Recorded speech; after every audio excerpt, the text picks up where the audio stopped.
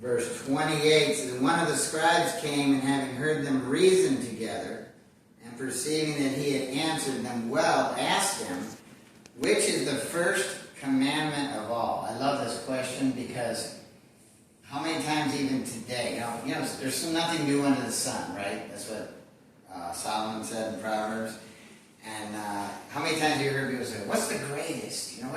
Who's the greatest in this or that?" There's always these debates, right? So this guy's coming in. What he's saying is, what's the greatest commandment, right? So Jesus answers, the first of all the commandments is, "Hear, O Israel, the Lord our God is one Lord. And thou shalt love the Lord thy God with all thy heart, with all thy soul, and with all thy mind, and with all thy strength." This is the first commandment, and then he doesn't stop there, does he?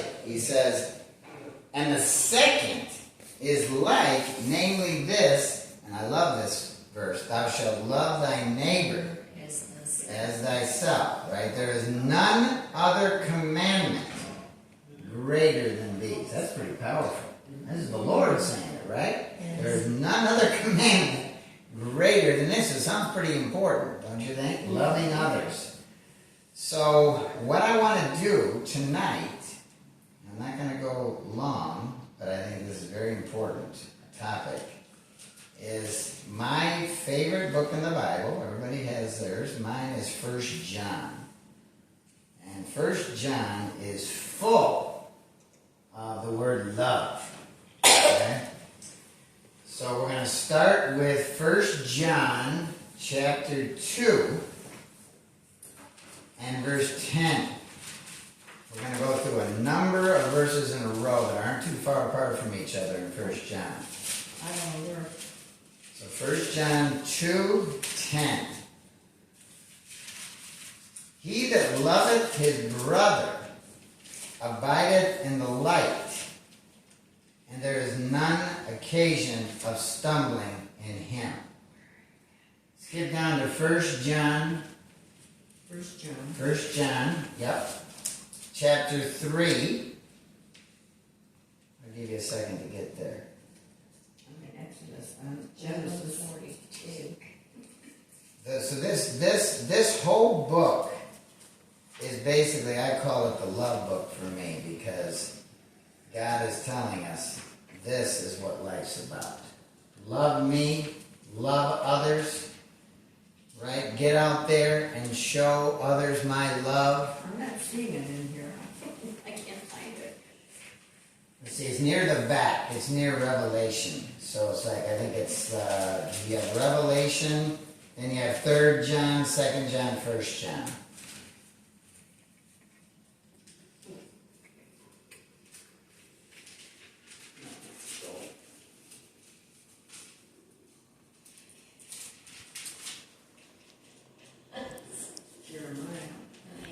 It'll be in the New Testament. Isaiah. I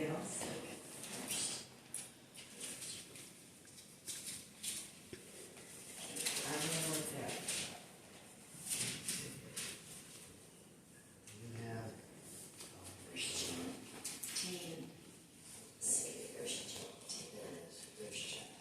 So you want to be at 1 John.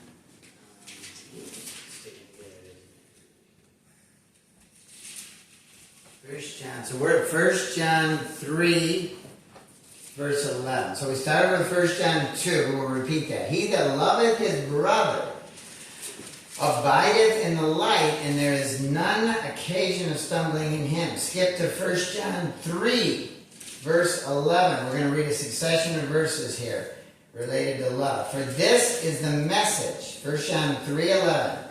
"For this is the message that ye heard from the beginning, that we should love one another." Right? Here we go again. Skip down to 14 in chapter 3. 14. "We know that we have passed from death into light, because we love the brethren." Each other. Right? "He that loveth not his brother abideth in death." That's pretty strong, right? That's right. This is some strong statements here. Go to 1 John 3, 17 and 18. But whoso hath this world's good, and seeth his brother have need, and shutteth up his bowels of compassion from him, how dwelleth the love of God in him? Whoa. This is how it plays out in our life, right?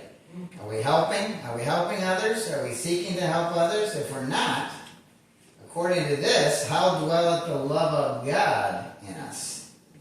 My little children, let us not love in word, neither in tongue, but in deed, and in truth, in action, right? Skip down to 1 John 3:23. And this is his commandment, that we should believe on the name of his Son, Jesus Christ, and, here we go again, love one another. We getting the theme here going, right? As he gave us commandment. Skip down to chapter 4 now. 1 John 4, 7 and 8. Beloved, let us love one another, for love is of God, and everyone that loveth is born of God and knoweth God. Now, this is an interesting verse for me, 8. I want to repeat this a couple times so we hear this in our ears. Because every time I read it, it just whams me like a 2x4. He that loveth not knoweth not God, for God is love. Let's just say that even slower. He that loveth not knoweth not God. Now that scares me. That is absolutely scary to me. Because it makes me evaluate my own life and says, am I a lover of other people? You know? But according to the scripture, he that loveth not knoweth not God, for God is love. Skip down to 1 John 4, 10 through 12. Herein is love. Not that we loved God, but that he, where did love begin? With him, right? He loved us and sent his love, or sent his Son to be the propitiation for our sins. Beloved, if God so loved us, we ought also to what? Love one another. Here we go again. It's over and over in this book. No man has seen God at any time. If we love one another, God dwelleth in us, and his love is perfected in us. We're not done yet. Look at 1 John chapter 4 and verse 16. And we have known and believed the love that God hath to us. God is love. And he that dwelleth in love dwelleth in God, and God in him. And the last one, let's look at 1 John chapter 4, verse 20 and 21. Another powerful one. If a man say, I love God, and hateth his brother, what's it say? He is a liar. For he that loveth not his brother, whom he hath seen, how can he love God, whom he hath not seen? Wow. These are just whammers, aren't they? No, I'm serious. And this commandment have we from him, that he who loveth God love his brother also. Sounds like God's pretty serious about this thing of loving others, right? And I got to thinking about this as I was writing my notes down, about what are simple ways of showing love. Now, of course, there's, involved ways. But what's a simple way? Well, for me, one simple, easy way to show love, and I know people probably think, wow, that's no big deal, but how about just a kind greeting? Did you think of that? Maybe you pass by somebody and you say hello, or you say hi with a smile, right? You never know what that person's going through, do you? You know, people are going through some stuff in this life, right? This life can be rough, tough. And it's kind of nice to get a soft word from somebody, a kind word. You know what I mean? him in the eye when you say it. Exactly. Exactly. Couldn't put it any better. You're right on. Go to Matthew chapter 5, and I want to talk about that part about speaking with somebody. I am one of these crazy nutball people that I like to break through barriers, you know. And with them being in school, right, I'll take them to the playground. And there are some people that they're easy to get to know, right? Their walls are down. You can speak to them, they speak back, and that. And let's face it, there's some people that are hard to get to know. Okay, that's just the way it is, right? And I've been there 6 years. Let me tell you, I've been showing up at the same playground for 6 years, and would you believe there are still some walls that are up around some people? And you know what? That's sad for me. I know it is. It's sad because I want to connect with you. I want to just have I'm not asking you to go out to dinner, right? I'm not asking to come to your house and go inside your house and sit and have tea. All I'm saying is, hello, how are you? And maybe we can say hi to each other. That's all I'm asking.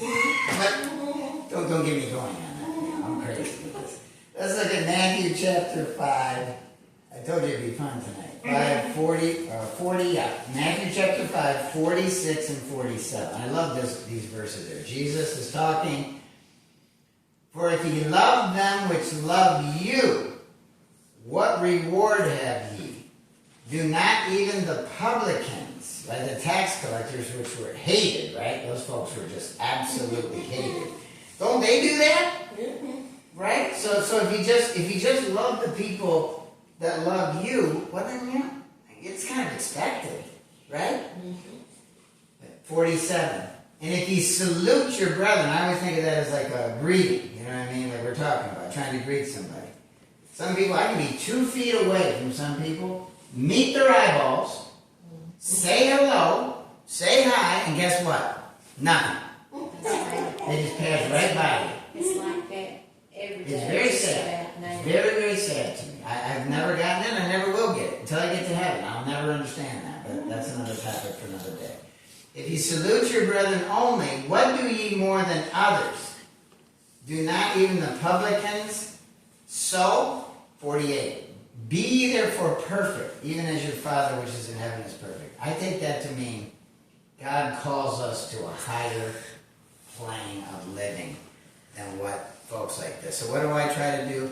I still try to break through the walls. They may hate me for it, but I think God wants me to love. So I'm going to keep trying. I cannot let that beat me down, right? And stop me from showing love. So greeting others, that's my experience there. Smile, say hello. You never know what others are going through. You know, here, when you guys are walking through the halls, you know, I don't know how it goes down here. If you guys are friendly with each other or you're mean to each other, I don't know. But, but be looking, this is another thing, be looking for people in needs, right? Because we all are going through a hard time at some time. What's that old saying? Our pastor said it not long ago. You either going into a trial, you're in a trial, or you're coming out of a trial, right? So somebody's going through something at some point. And let's lighten the load of each other. It's so important, and it's God's way. Last thing I want to share with you is what a difference we can make. And even if it's just one life, it's tremendous to lighten somebody's load and to love on somebody. There is nothing like loving on another person. And I wanted to read you something that I found, a story that I think is very powerfully illustrates what we're talking about here. It's a story about a kid at the time, Kyle. I think you'll find this fascinating. One day when I was a freshman in high school, I saw a kid from my class was walking home from school. His name was Kyle. It looked like he was carrying all of his books, and I thought to myself, why would anyone bring home all of his books on a Friday? He must really be a nerd. Well, I had quite a weekend planned. Parties and a football game and my friends, so I shrugged my shoulders and I went out. Well, as I went walking, I saw a bunch of kids run toward him, and they knocked all the books out of his hand and tripped him, so he landed in the dirt. His glasses went flying, and I saw them land in the grass about 10 feet away. He looked up, and I saw this terrible sadness in his eyes. My heart went out to him. So I jogged over to him, and as he crawled around looking for his glasses, I saw a tear. This always breaks me up. In his eye. And as I handed him his glasses, I said, you know, those guys are jerks. They really should get lives. And he looked at me and said, hey, thanks. There was a big smile on his face. It was one of those smiles that showed real gratitude. I helped him pick up his books, and I asked him where he lived. It turned out he lived near me. So I asked him why I'd never seen him before, and he said, well, I'd gone to private school for a while. I would have never hung out with a private school kid before this. We talked all the way home, and I carried his books, and he turned out to be a pretty cool kid. I asked him if he wanted to play some football on Saturday with me and my friends. He said, yes. We hung out all weekend, and the more I got to know Kyle, the more I liked Kyle. And my friends thought the same. Monday morning came, and there was Kyle with this huge stack of books. And I stopped and said, you know, you're really going to build some serious muscles with all that pile of books every day you're carrying. He just laughed and handed me half the books. Over the next 4 years, we became best friends. When we were seniors, we began to think about college. Kyle decided on Georgetown, and I was going to Duke. I knew that we would always be friends, that the miles would never be a problem. He was going to be a doctor, and I was going for business on a football scholarship. Kyle was valedictorian of our class, and I teased him all the time about being a nerd. He had to prepare a speech for graduation, and I was so glad it wasn't me having to get up there and speak. Graduation day, I saw Kyle. He looked great. One of those guys that really found himself during high school. Filled out, looked good in glasses. He had more dates than me. And all the girls loved him. Boy, sometimes was I jealous. Today was one of those days I could see he was nervous because of his speech. So I smacked him on the back and I said, hey, big guy, you're going to be great. He looked at me with one of those looks. Really great for words. He said, thanks. As he started his speech, he cleared his throat. And this is how it began. Graduation is a time to thank those who helped you make it through those tough years. Your parents, your teachers, your siblings, maybe a coach, but mostly your friends. And I'm here to tell all of you, that being a friend to someone is the best gift you can give. And I'm going to tell you a story. And I looked at my friend with disbelief as he told the story of the day we first met. He had planned to kill himself that weekend. He talked of how he had cleaned out his locker so his mom wouldn't have to do it later and was carrying his stuff home. That's why he had all that. He looked hard at me and gave me a little smile. He says, thankfully I was saved. My friend saved me from doing the unspeakable. And I heard this gasp go through the crowd as this handsome, popular boy told us of his weakest moment. And I saw his mom and dad looking at me and smiling. That same grateful smile. Not until that moment did I realize the depth of caring about another human being.